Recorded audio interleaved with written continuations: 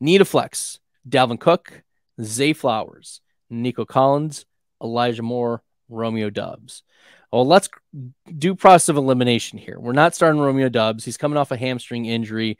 And even when he played last year in the first 8 games, Romeo Doubs was the worst PFF graded wide receiver in the NFL among qualifying wide receivers. So Romeo Doubs was terrible last year. I think he was 3rd worst in yards per route run. He's just a bad wide receiver. That's the deal. And he's dealing with a hamstring injury. So we're crossing Romeo Doubs off the board. Okay, now we've got that out of the way. Now Elijah Moore. Elijah Moore is very interesting because he's been, I think our fear is that he took a significant step back in year 2, but a new situation with a team that wants him. Essentially, the Browns traded a 2nd round pick to get Elijah Moore.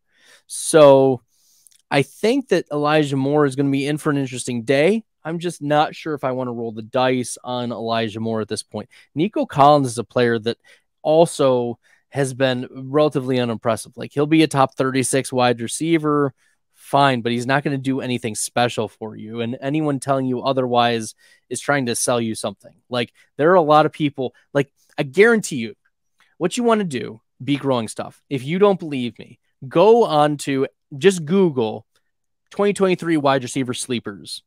Whatever.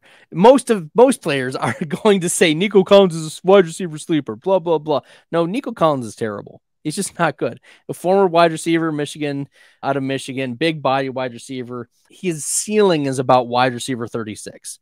I'm just not interested. No, thank you, Nico Collins. Now, this is the last 2, Dalvin Cook and Zay Flowers, is where I'm starting to, like, this is a tough one.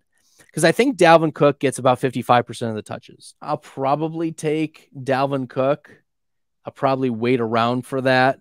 I think he gets the majority of the touches. Zay Flowers is going to be splitting with Mark Andrews, with Odell Beckham, and Rashad Bateman.